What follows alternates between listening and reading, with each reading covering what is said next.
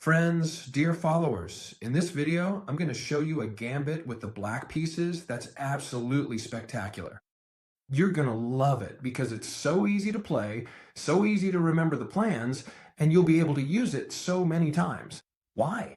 Because look at how often you'll be able to play this gambit. When your opponent plays e4, you play e5, and they play knight to f3. As soon as your opponent plays this, you can already go for it. This amazing gambit is one of the best I've ever seen in my life, and I'm telling you the truth. I'm going to explain it to you in full detail so that you leave this video knowing exactly how to play it perfectly. And not only that, but you'll be dying to try it out because it's just spectacular. So if you want to give me a like for bringing you this kind of video, I'd really appreciate it. All right, Chestiker, what's the gambit? Well, the gambit comes after playing this move right here, d5. It's a super unusual move because now we're giving away a pawn in a really strange way. All right, so what we're doing here is throwing our opponent off, or rather getting them out of their comfort zone. When our opponent plays knight to f3 after the double king's pawn opening, they're expecting us to play knight to c6 to go into the Italian, the Spanish, or any normal opening. They might even be prepared for the Russian defense or the Petrov defense with d6, but I'm sure that they haven't prepared for this gambit. So we already have a big advantage. We're going to throw our opponent off balance. They're not ready for this. So the opponent has two pretty logical options, and we're going to calculate and explain how to play well against both. What are the two main ones? Taking this pawn, which is completely free, right? You see it, right? We're playing a double king's pawn opening. They attack our pawn, and we defend it. That's why this move would make sense, although we could recapture here afterwards, right? All right, so that's one, and the other would be to take this pawn here, which is also super common, right? They don't take this pawn I've given away because maybe they're scared, I think it's a trap or something, and instead they capture this other one. Notice that if they don't do either of those, we would capture ourselves, and we'd be putting a lot of pressure and even winning a pawn. That's why these are the two main variations. All right, let's start, for example, with pawn takes pawn, which I love. Their response. You're going to have to pay close attention, but you don't need to memorize the moves. Just remember the plan. We don't want to recapture this pawn with the queen, because if we do, we're no longer playing in the gambit style. And look what would happen. They would attack the queen, and when we move it, they could just keep developing their pieces. They've developed 3 pieces, while we haven't developed any, and the advantage for white would be overwhelming. That's why we want to play in the gambit style and not recapture this pawn. Instead, we're going to take advantage of the fact that this pawn is moved from here to push this pawn forward. Look, this is super important, super important. When they capture this gambit pawn here, you need to push this pawn forward to attack the knight. And what's our plan when we push this pawn forward?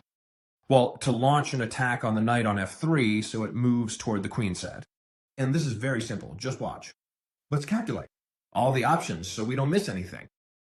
If the knight retreats backward, that would be really sad. We could capture here, and our advantage would be overwhelming. This knight wouldn't be able to get out, right? Way too much of an advantage for us. So retreating backward isn't even an option I'd consider. Moving here or here would lose the knight outright, since we control those squares with the queen. So the two good squares, right, would be to move the knight forward to e5 or e4. Against both, we're going to react the same way, but it's just a little better to place it on d4, since here it's a bit easier to threaten, for example, with the bishop, with the pawn, with the queen, capturing here. Normally, they place it on d4. Like I said, it doesn't matter to us, because against both, we're going to react the same way, which is by capturing this pawn here. All right, notice that up to this point, everything has been forced, right? In the variation where we exchange the pawn, everything has been forced, we've advanced the pawn. The knight came over here, and we capture with the queen. This knight has to move. It can't go forward because we have all the squares covered. It can't go to this flank either. It has to go to the queen side. Very good. How are we going to continue? Well, now we're right where we wanted to be, aren't we? And remember this. What we want is to wait for our opponent to castle. If there's one thing you need to keep in mind, it's that we have to wait for our opponent to castle. So how are we going to lead? By developing our knight. See how simple it is? You don't have to memorize the moves. You just need to remember the plan. We want them to castle, so we develop our knights. For example, here they could play bishop to e2, right? To develop. Yes, perfect. So what would we do? Well, we would keep developing our knights. But it's true that here they have much better moves than bishop to e2, like for example, knight to c3. So let's calculate this carefully. It's the only move in the position that puts us under pressure, since it develops the knight and at the same time attacks our queen, a queen that's in the middle of the board and could be an easy target for attack. Where does this queen need to go? Well, it's very important to remember where that queen needs to go. We should always place her behind the pawn. Why? Because that's the square where first, she'll be safe, and second, she'll be in control of the whole board, and especially toward the king side, which is where we want to launch our attack. Don't worry, if they don't castle, it's going to be a very pleasant game for us. But everyone castles, okay? So we're going to launch that attack against the castled king. That's the whole plan. All right, here they should keep developing their pieces. And notice they don't have many options. Up to this point, everything has been very simple, and it's going to stay that way. Why? Because, for example, they have to develop this bishop, and if they want to develop this one, it's really tough. Look, if they play d3, we would simply capture with a discovered check. They'd have to block, and whether we take with the bishop, the knight, or the queen, they'd lose material. So trying to develop this bishop with d3 would be a very bad move. Taking advantage of the fact that they can move this bishop, everyone is going to develop this bishop. It doesn't matter where they develop it, whether here, here, or here. The most logical and safest would be bishop e2, right? Because they're not threatening anything at all. So we have to think, have they castled? No. So let's keep developing our knights. Look at how simple this plan is. You can watch the video as many times as you need to really understand the plan. But don't worry, it's very simple, and you'll all be able to play it perfectly after watching this video, and you'll win a ton of games. Alright, now it seems almost certain that they're going to castle. If not, we would just keep developing our pieces as usual. But notice that they've already taken quite a long time. Finally, they can castle. What should we do when they castle? Well, our move is going to be bishop to e6. Look at what a beautiful move this is. A developing move for the bishop, and at the same time, it sets up a battery with the queen. Notice that this is called a queen and bishop battery, aimed at the opponent's castling, targeting the weakest point in their position. We're threatening checkmate. Obviously, if someone gets distracted and plays a weird move, we would just deliver checkmate, right? But, of course, almost everyone notices this. They see this checkmate and try to stop it. How could this checkmate be stopped? Oh, notice that moving the king wouldn't work because it would still be checkmate, and moving the rook away would be pointless too, because we would just give check, and no matter how much they try to escape, we would checkmate here. So we come to the conclusion that once white has castled, and we prepare our attack in this gambit, they only have one option to stop the checkmate, and that's to block it with the pawn. What? Many of you will say, now that we've weakened the white squares, let's bring in the bishop, take advantage of it, and even attack the rook. That would be a really good idea. However, there's an even better idea, all right? In most openings, this plan you've come up with would be great, right? You weaken the white squares and take advantage of it with the other bishop. Very good plan. However, there is a definitive plan to win much faster. Notice that the plan is to break through with h5. Very good. We have a very simple plan here. If it were our turn again, we would just play h5, and this would be more than one for us. Why? Because if they don't capture, we will. Either way, we would open the file for the rook, and notice how our pieces connect. Queen, bishop, and rook all focused on the same point. Checkmate would be imminent, which is why after the move h5, our opponent has no choice but to react to prevent this move. How can they prevent it? Well, I've been looking at it, and the only way to stop it is h4. Logically, that's the only way that keeps us from advancing. All right, then, we stick to our plan. Now, what's the plan? We can't get in. This is starting to look bad, right? For the white pieces, but we have to learn how to win. We're already winning here. You just need to know how. Our plan now is, notice that we can no longer start with this queen and bishop battery. So it's time to change the queen's diagonal. We want to break in through the white squares. You can come in either through here or through here. Notice that it doesn't matter to us. The moves themselves aren't important. You need to memorize the plan. Once we try to come in through here, look, it's very simple, really, really simple. White has castled, just so you remember, they've castled. Very good. Once they castle, we threaten mate. They have to stop it with this move, so we undermine with h5. We're threatening h4, which would win the game, so they have to stop it with h4. Then we switch the queen to a different diagonal. It doesn't matter if it's here or here, because we want to enter through this square right here. Very important. How can the white pieces stop this entry? Well, there's no way, because notice that if they bring the king over to defend, we would just enter anyway, since the queen is protected by our angel, which hasn't even moved yet, right? Notice that if they don't castle right away, you can always waste some time, so to speak, by developing this angel here and here, okay? Absolutely nothing happens, right? So here, no matter what they do, notice that you need to know the correct order to win the game, right? Whatever they do. I mean, for example, if they try to escape with a rook, if they do something else, it's exactly the same. Enjoy the plan. The correct move and the right order is to first destroy and undermine this pawn structure with our bishop. It's true that we sacrifice a bishop, but we simply have a huge attack. Why do we sacrifice it? Because notice that now we can bring the queen in exactly where we want it. Queen to h3 wins the game. Why? Because there's no way to stop this attack. A lot of you will say, what are you threatening exactly? The main threat is queen takes with check, and when the king moves, we would checkmate with the bishop. Notice that now the threat of queen takes pawn is super strong. How can this pawn be defended? It might seem like all of this is very long, but it's actually very simple because I'm explaining all the options and why we do each thing, so you can use it in your own games. How do they defend this pawn? The only way to defend it and not end up in checkmate is to bring the king here. However, it doesn't matter to us because we're going to checkmate in the same way. Look, how should we continue? First, we come in with check. The king can't keep defending the pawn and has to move away. If it goes backward, we're going to end up delivering mate. Actually, we could already checkmate right away, even with the bishop on h3. So they have no choice but to move forward. And here, they stop defending the pawn. How do we continue? Go for it. This is going to end in checkmate. You don't need to memorize how to deliver checkmate, but notice how easy it is to see that this king in the center of the board, thank you, is going to end up being checkmated by our pieces.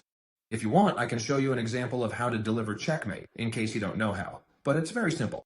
For example, check, they have to block with the bishop. We bring in the knight, taking advantage of the fact that this bishop is pinned and can't capture. The king, for instance, might try to escape, might capture this pawn. Notice there are many ways, but anyway, it doesn't matter. You just coordinate your pieces to deliver mate. You give check with the queen, the king has to move. Now you give check with the knight, and in this case, you'd even be winning the queen. Check, we win the queen. Notice there are multiple ways to win the game. The king can move, or even, look, I give you check here, you have to capture with the knight because the queen is there and you can't with the king. Now I give you check with the bishop, and I'm going to checkmate you on the next move. At most, you can block with the bishop, giving it away. I'll take it with the queen, and when you move, I'll simply checkmate you here. So if you've really learned this well, the plan, okay, you will be able to win a ton of games when your opponent plays pawn takes pawn against you. Now, of course, the most important part of the video is coming up. What happens if, when we play this gambit, which I think is called the elephant gambit, though I'm not 100% sure, instead of capturing pawn for pawn, which we've already seen is a very simple plan to go after the castling, as I said, you can watch this as many times as you need. You can save the video to watch it later. It'll always be available, free for you. What happens if they capture this pawn here? A move that is very, very, very logical and one that people play against me all the time. Why? Because we're basically giving away a pawn, right? All right, here we should capture Justice, this pawn here with the black pieces. No, okay? We're not going to capture here. Remember this well. If they capture here, what should you do? Advance and then capture with the queen. You remember, right? If they capture here, our plan changes just a little bit. We're going to play bishop to d6. This move is really, really good. Notice that our plan is similar. We're developing the bishop on the same square as before. We're attacking this bishop and also threatening a possible future kingside castle by the white pieces. Very well, if this knight moves, they're lost. We're attacking a knight. Here comes the first little trap. If the knight moves, we simply capture here, regain the initiative, and our advantage is just too strong. Our plan. What would it be? Well, it's very similar to before, even easier to play. Because when the knight moves and they castle, we could even go straight in with the queen. But, okay, so what happens? That nobody captures here. So let's put this back the way it was, right? This is here, the capture here, we play here. All right, nobody moves the knight. Instead, everyone just defends this knight with d4. It's the only good move for the white pieces. And remember, if they move the knight, we win with pawn takes pawn. If they defend the knight, which is the right move, let's see how to keep playing because it's very simple. They defend the knight, and now it's time to capture this pawn. Why? To prevent this knight from coming back to these two squares. Very, very good. Now, how can the white pieces continue? If they make a useless move, like bishop to c4, or any other pointless move, maybe bishop to e2, whatever, what are we going to do? Well, our plan is really simple. Do we trade this knight? We trade queens, and this position favors black. Why? Because we have a winning king side. All right? Very simple. But of course, there are better moves for the white pieces here. But anyway, I just wanted to mention it in case anyone was thinking about it. All right, here, in this position, after we've captured this pawn, so no one gets lost, what happens if instead of making a silly move, they play well, and for example, play knight to c6, attacking our pawn? To knight c3, they're always going to play this move. Why? Why? Because we have a loose pawn here that's really annoying. So with knight to c3, which develops a piece and also attacks our weak point. So how should we continue? Because this is really, really simple. Well, when they play like this, all we have to do is play knight to f6, defending this pawn. It's true that now the white pieces seem to have a very, very easy game. Look at this, okay? I attack this pawn, you defend it, so then I pin your knight and threaten knight takes pawn. Now, this knight isn't defending the pawn because it's pinned. This game seems really simple for white, and I assure you this happens in most games, because all these are forced moves. That's why this setup is just so good. So when they threaten to capture here, we're just going to ignore them. We castle. Look at this, okay? We tassel. And you might say, chess teacher, what's your plan for when they play knight takes e4? Since that's a logical move, and that's why they're putting this pressure on you. Well, check this out, friends. They're already completely lost here. Our maneuver is going to be the following. You see how we have the queen pinned, and that's why this knight can't be captured. If this queen weren't here, let me explain it clearly so you understand. If this queen weren't here, we could just capture this knight right now and win a piece. So how can we make that happen without wasting time so that this queen isn't here? It's very simple. We're going to capture this knight first. You see it, right? Now they couldn't capture here because we would simply take with this bishop and win the piece. We've captured 1 and 2, and they've only taken 1. That's why they have to recapture this bishop with the pawn. And now we just trade queens, and what's happening here? The pin is gone now.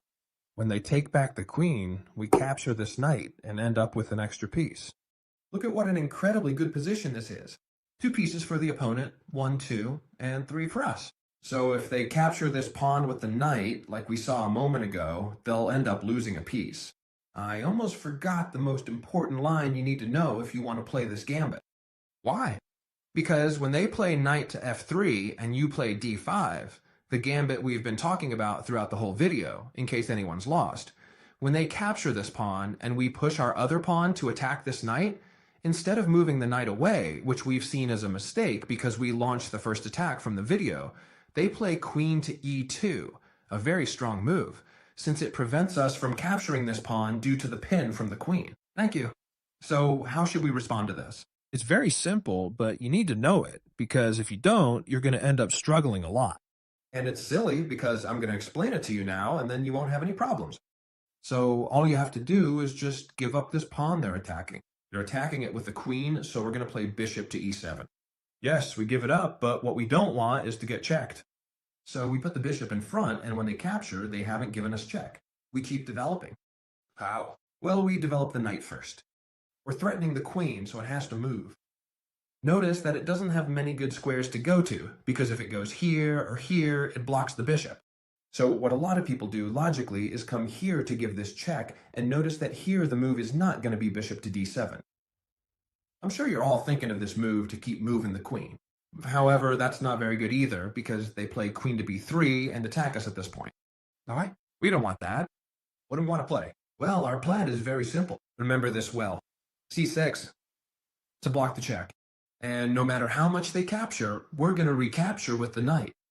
Yes, we're down 2 pawns. Yeah, they can keep putting pressure on us. But notice that our position is very good for us to put pressure on our opponent. And you're going to see that next. How can we continue after this move? Well, we're going to castle, even though now this move threatens to win another pawn from us. We're down 2 pawns, and they're threatening to take a third. With bishop takes knight. Sorry, bishop takes. Queen takes pawn. 3 pawns down, and it seems like we have no compensation. However, this position is practically winning already for the black pieces. Our piece activity is so much better that we have a huge advantage. Both bishops have access to every square on the board. Our opponent has a bishop that can't move, right? And notice something important. We're being threatened by the rook, so we're going to place it here. A rook that right in the opening already has life. A rook that right now, you'll see it's going to be the star when they play queen to e2. You'll see, here the white pieces can do whatever they want. They can play anything. For example, knight to c3. It doesn't matter to us, because what we're going to do is play this spectacular move. Rook to b4, a move I'm sure no one thought of. And it's a move that basically cuts off the board and stops the queen from going back home. Because notice, it can't get past here. You see it, right? We've got the rook controlling it. And this rook is even defended. Very good. Here, if they keep playing, like threatening our rook or castling, it doesn't matter because we're going to threaten the queen. So if they threaten your rook, same thing. We threaten the queen, which is worth much more. And this queen, as you can see, is completely trapped. It can't go anywhere. What? Because of this knight that's been placed on c3. If they put the knight on c3, this queen is trapped. But a lot of you might say, okay, Justices, sure, but what if they don't play knight to c3? What happens then? Of course, if instead of playing knight to c3 in this position, they play any other move, like castling, for example, then this no longer works because the queen can always go back to this square, and all our attack is useless. All right, so I recommend the brilliant move, rook to b6. Notice that you shouldn't just remember the moves, but the plan. The plan is that yes, we're down material, but we have spectacular initiative with the queen in the middle of the board. We threaten her with the rook. This queen, yes. Now she has a square to go to, it's fine, but that's not really the goal. Even though we can keep improving our pieces while attacking her, for now the queen still has squares. However, notice that now we can bring the knight into the attack. I love this, bringing the knight into the attack. It seems like we're not threatening anything at all, but we're actually threatening to win the game in a very easy way.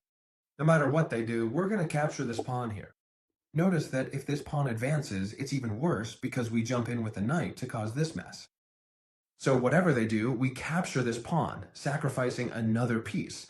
Notice that right now, if we play this, we don't care about material anymore. We want to win and deliver checkmate. If they capture here, we could even win the queen with this discovered attack. Notice that the queen here in the center is going to be lost no matter what. But not only that, we've now won the game, because when they retreat, we could simply not capture the queen and let them escape, or let them capture with a move like bishop to b7.